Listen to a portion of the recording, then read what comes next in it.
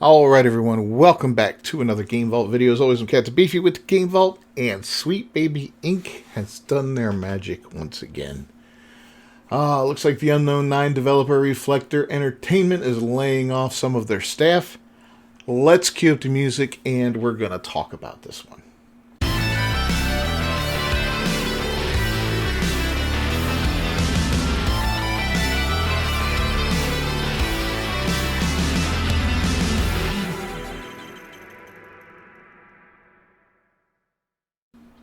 Alright, first off, wow, it's been a rough 2 years for video game developer layoffs within the industry. I mean, whoo-wee. Just look at the last 2 years, right? Starting in January of 2023, 776. The worst was the apocalypse that occurred in January of this year, 2024, with 6,000 people getting laid off, followed by another 2,000, a grand total of 8,000 in 2 months.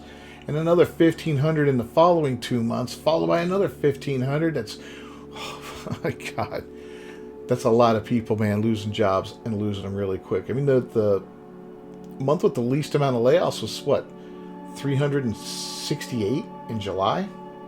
That's sad. That's really sad. And it's just been layoff after layoff after layoff. There's been a lot of big failures this year. A lot of games just screwing the pooch. Games like Concord that just are failing left and right. Dustborn doing horrible. This one we're going to talk about right now, Unknown 9. Another big failure. Games that are underperforming, like Star Wars Outlaws, you know. And then we had the much maligned Skull and Bones from Ubisoft that took, what, 10 years of development and a rumored, was it $800 million or something like that for that one? I don't remember how much that one was rumored to have cost. But like the Singapore government partially financed that one. It's been a bloodbath out there. And, you know, we've seen a lot of these games have been involved with companies like Sweet Baby Inc., Black Girl Gamers, all these consultancy firms that promise to inject DEI into gaming, diversity, equity, and inclusion, which basically changes things within games to represent marginalized communities, so to speak. And all it does really is makes characters black and gay. You know, if you really want to boil it down, and it's sad, right? Because that's what it does. There's no nuance to it. There's no creativity with it. You know, it's like, what do we do? Oh, let's just make the character black and gay. Black or gay. Black and gay. Gay, black, whatever. That's all it is. That's how creatively bankrupt these people are. There's no thought behind it, you know? Oh, and ugly. Let's make them ugly, too.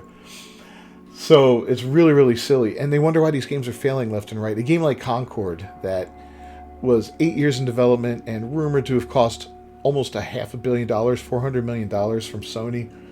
A live service game, looter shooter, 5x5, you know, 5v5, with all these colorful characters and all that. Some of the worst character designs I've ever seen. A game like Dragon Age Veilguard, which is just limping along, dying in its death throes. Hasn't even been out a month yet, I don't think. And it's, oh my God, the numbers are just abysmal. It never topped 100,000 concurrent players. This is a game that the last game in the franchise came out 10 years ago. It's a beloved franchise. It's a RPG set in a medieval world. 12 million copies sold of the last one, which was Dragon Age Inquisition. 12 million copies.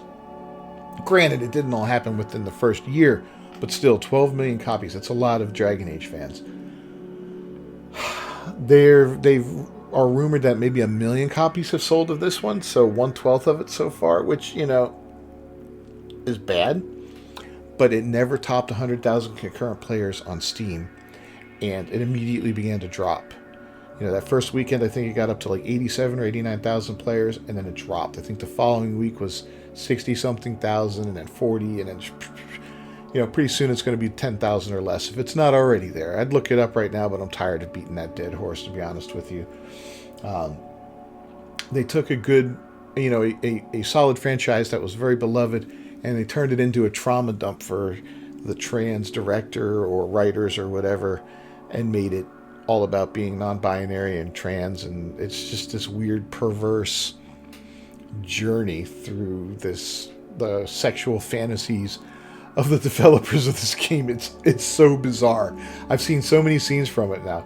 And I won't play it, and I don't play it, and people have criticized before, but screw that, man. I'm not giving them my money. You can give me a free copy. I still wouldn't play that piece of shit because I don't want, I'm not going to get that part of my life back. And honestly, there's no way. I've seen enough of it, right? I don't have to eat a sandwich with a piece of dog shit on it to understand that the sandwich is going to taste like shit. I can look at it and smell it and see it and be like, nope, that's going to taste like shit. So that's the same, outlook I have for this game. It's not happening. But anyway, yeah, so there have been tons and tons and tons of people laid off this year. Now, the Unknown 9 developer is laying off about 18% of its staff. It says the affected employees aren't assigned to roles that our active projects require. So, the studio attributed this decision as it's entering a new phase of development and the people affected aren't assigned to roles that our active projects require. The company said that it is supporting those who have been laid off by providing them with severance packages, as well as access to medical, emotional, and career planning support. Fair enough. That's decent of them, at least. Emotional, that cracks me up. Anyway, the original story, Reflector Entertainment, has reportedly laid off an unknown number of staff just 1 month after the launch of its debut title, Unknown 9 Awakening. The job cuts were first reported by Kotaku reporter Ethan Gatch via Blue Sky, which is the super lame version of Twitter where all the ultra woke people went. With game developer noting that some of the affected employees have also spread news of the layoffs via LinkedIn. It's unclear how many staff have been cut, although it's believed that the QA, marketing, art, and narrative teams have been impacted. Ouch. Narrative and game designer Ana Karina Bermudez and brand manager Manu Denouvel are among those who are now seeking new employment. Reflector Entertainment is the developer behind Unknown 9 Awakening, the first in a series of action-adventure games with a transmedia universe built around it. Other Unknown 9 outlets include a podcast, audio drama, novels, and a comic book series. Anyway, the studio landed Bandai Namco as publisher, with the Japanese company acquiring Reflector back in 2020 ahead of Unknown 9's release. Unknown 9 Awakening was originally due for release this summer, but was delayed to October 18, 2024. It released to mixed reviews, and it's unclear how well it is sold.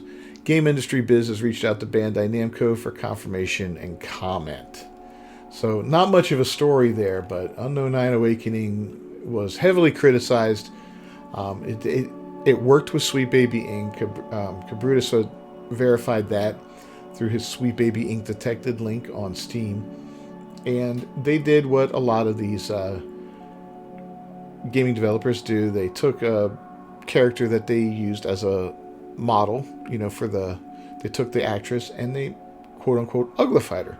They made her ugly. And that seems to be something that Western developers do quite a bit, is just to make them ugly for some odd reason. We don't know why. And people will criticize you for complaining about that. It's there's no reason for it, right?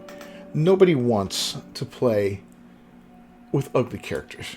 Nobody wants that. It's silly. Why do that?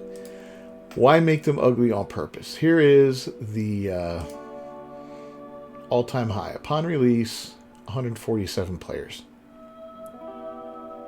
And it's just dropped and dropped and dropped to 39. That's the 24-hour peak. 22 right now, 39. 285 was the all-time peak last month. That's incredibly bad. That's incredibly bad. So, but anyway, yeah, the uglification of characters. They say, oh, well, you can't jerk off to it. Oh, you can't. No, it has nothing to do with that, guys.